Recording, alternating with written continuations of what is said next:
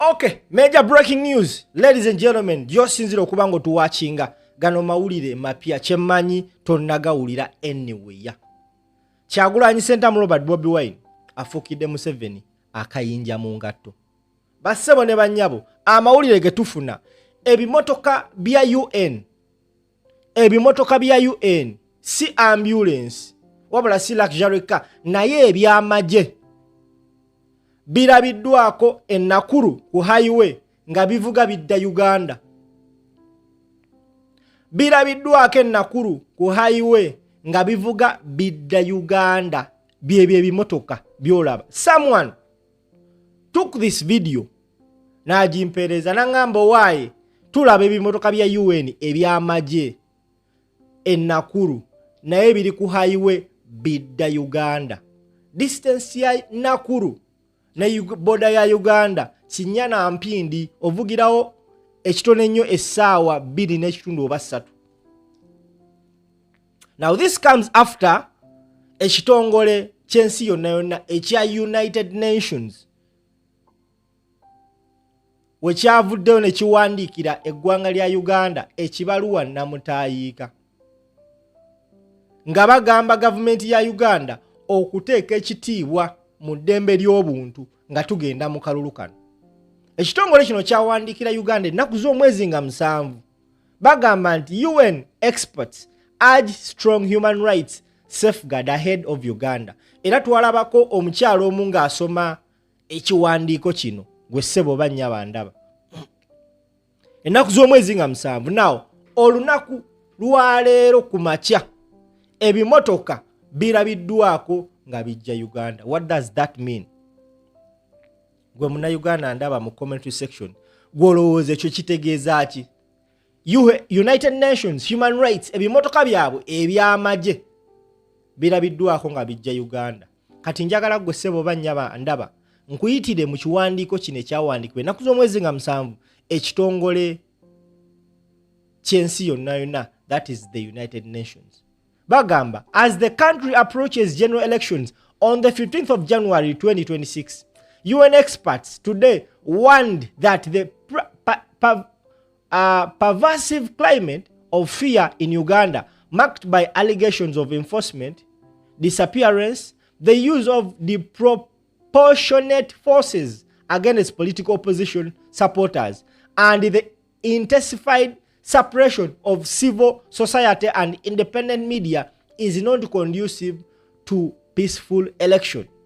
It is worrying that the patterns observed in the run-up to the January 26 elections are very similar to those reported in the 2021 elections, in which at least 18 cases of enforced disappearance were confirmed, the expert said. Bano ba experts bebabadde boogera ku nsonga bagamba nti batandise okulaba obubonero obulaga nti ebintu ebyaliwo mu kaluka 2021 birabika bikomyewo ate this time round bisinzeewo newankubadde tetunaba na londa. Era ne bagamba mu kaluka 2021 bayina 18 cases of enforced disappearance boze ba recordingako zokka. Bagenze maaso ne bagamba since the start of the electoral campaign, and authorities have reportedly deployed heavy security forces to suppress rallies of the main opposition party, the National Unity Platform, using chemical irritants, water cannon, and live ammunition at close range, resulting in at least one confirmed death. Bakaregisteringako only one death. Nenga tumanyi banji abafudde. Allegedly, in 2025 alone, at least 160 cases of enforced disappearance were reported. The security operatives reportedly using unmarked drones, vehicles, and abduct opposition members for incommunicado detention in unidentified safe house. The permanent deployment of crowd control vehicles, such as water cannon, without responding to a specific situation does not bode well for peaceful elections, the expert said. Okuleeta ebimotoka bya tear gas n'ebyamazzi mu bantu nga tewali nsonga ya simba kiba tekiraga nti kana akalulu ka mazima na bwenkanya. Wetwali tugenda mu kansooke mpozinge mukkawo bannaye munansonyiwa. Wetwali tugenda mu kalulu kaneeno Kyagulanyi Ssentamu Robert Bobi Wine kennyini mu bigambo yagamba nti tugenda mu kalulu kano nga tukimanyi bagenda tukuba, bagenda kukola buli kimu, naye tugenda kulabisa. Kati kwe kuno kwe bayita okulabisa Ssemalabisa. Kuno kwe bayita okulabisa Ssemalabisa. Kyagulanyi Ssentamu Robert Bobi Wine having an interview with Leero Muhoozi Omunakenya akola ku CNN. It was all planned. Okulaga the international community how these people behave. Oje wegendereze, whenever Bobi Wine is being attacked by the security forces, always ayogera nnyo mu luzungu nga he wants the people okufuna first hand information, si kubavunulira. Mu kiwandiiko kino abasajja bataddemu buli kimu ekibadde kituuka ku Kyagulanyi nga balinganga abaaliwo. Kanzireyo bannaye mbasomera ebbaluwa eno kubanga ebbaluwa eno nkulu nnyo. Tambuza video. Tugenze mu maaso anti nsoma luzungu bannaye munansonyiwa. Agenze mu maaso n'agamba more than 550 NUP members and supporters have reportedly been arrested due to their political activities. Furthermore, the government has failed to enforce expeditiously a Supreme Court ruling requiring the transfer of the cases from military to civilian courts, the expert said. Taken together, these allegations demonstrate that the conditions must be decisively strengthened to ensure the 2026 elections cannot occur free from violence and reprisal, the expert said. They stressed that press freedom and digital rights should not be under simultaneous assault as they have been throughout the campaign period. They noted that in March 2025, at least 32 journalists were assaulted or saw their equipment damaged during a single by-election. Uganda authorities have suspended radio programs for the breaching standards based on vague concept of public morality, while reporters have had their accreditations withdrawn for critical coverage of the parliamentary online dissent is being silenced through the Computer Misuse Amendment Act now. Bajjeeyo n'ebyaliwo mu kalulu kannalukoole kawempe. We baakubira bannamawulire, baayonoona ebintu byabwe, we baawambira, we baggalirawo ne radio. Bassebo ne bannyabo, ebikolwa byonna ebize bikolebwa byongedde okuba nga byonoonekera mwami Museveni ne regime ye. Nabagamba nti akalulu ke Tanzania okubeerawo tulina okkeebaza ennyo. Lwaki ngambe tulina okkeebaza nnyo? Nti tukozesezza akalulu ke Tanzania nga Uganda okweteekateeka. Akalulu ke Tanzania katuyambye abantu baneeno okuyingira mu nsonga z'eggwanga Uganda, because at Tanzania it wasn't like this. It was because of what happened, the aftermath of what happened mu kalulu ke Tanzania ekireese abantu baneeno okubeera nga bapickinga interest in what is happening in Uganda, because they want okuminimizing casualties is happening in Tanzania not to happen in Uganda. And trust me, if not Katonda nga tatukuteeko, these things are going to happen. In Tanzania, as they were heading to the elections that happened on October 29th, tebalabako bintu nga bino. Bali balooza byakusaga bigenda kuggwa like that. People demonstrated, and of course the regime killed thousands of lives. Bannayuganda bagamba nti we want a peaceful election, provided the Electoral Commission mans a peaceful election. Unlike otherwise, we shall do whatever we do in our means to see that we have fairness in these elections. Article number 1 of the Constitution of Uganda says power belongs to the people of Uganda. Bowe bagamba. Era ensonga lwaki bagamba tugenze mu kalulu ke bayita aka protest vote. Bakanoonyeza bali mu kanonya even today bagenda kanonya ne wankubadde ng'era ebimu ku UN byeyogerako suppressing oppression be happenings. Lwale ya Kyagulanyiemu lwale ekamo kya bagisazizaamu ebadde inabeera katale. So ayina lwale emu ku kisawo kya Gaddafi. So gwe buli muna Uganda munankyukakyuka okubirizibwa okugenda ku lwale eyo. Ekitongole kya UN ebimoloka byabwe birabiddwako.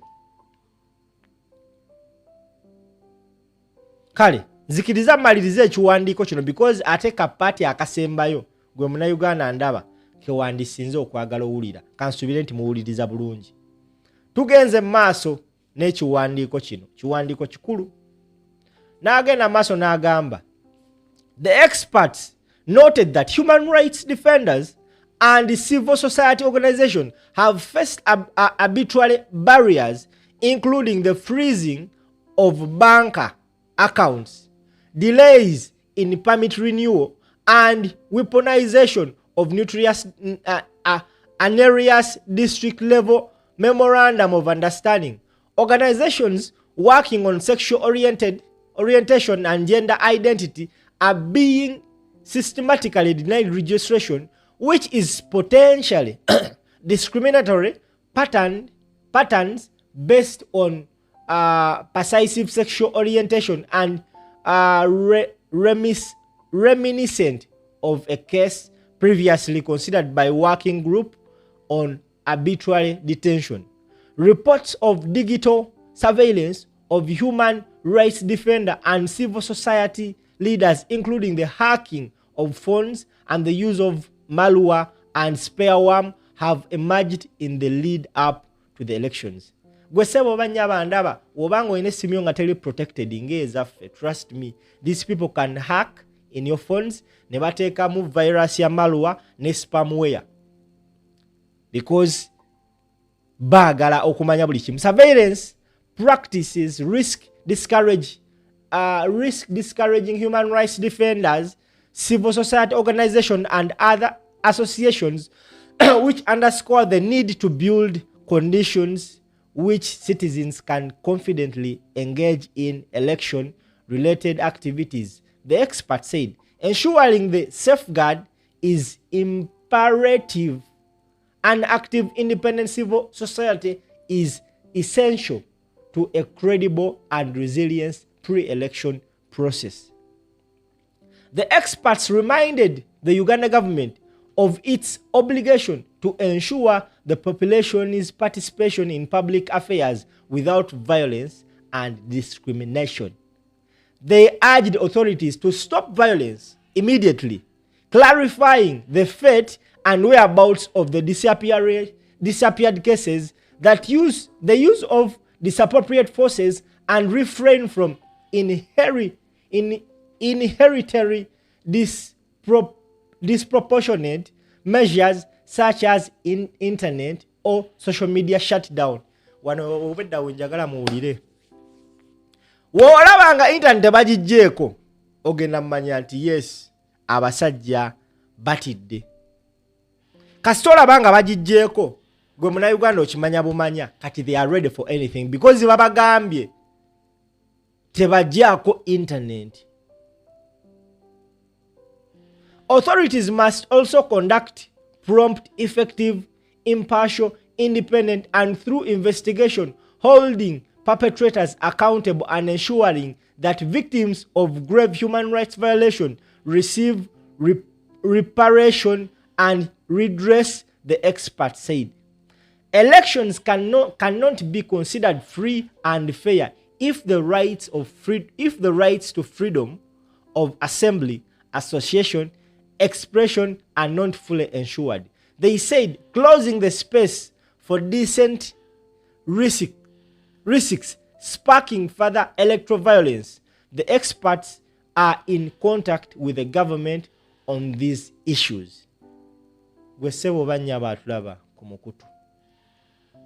Nsanse nnyo kubanga tuli ffenna. oluzungu lummenya osoma naye olaba nduwadde obudde bwange ne ndusoma bannaye n'ensonga eba nkulu and it is worth you sharing it. Nziramu okutegeeza ekitongole ekya UN ekyo kiwandiikidde gavumenti ya Uganda ebimotoka byakyo eby'amagye birabiddwako Nakuru Kenyan Highway nga bidda Uganda. Kansubire nti okategedde bampita simple sikuza buli munnayuganda eno breaking news bino bipya tubadde tetubimanyi.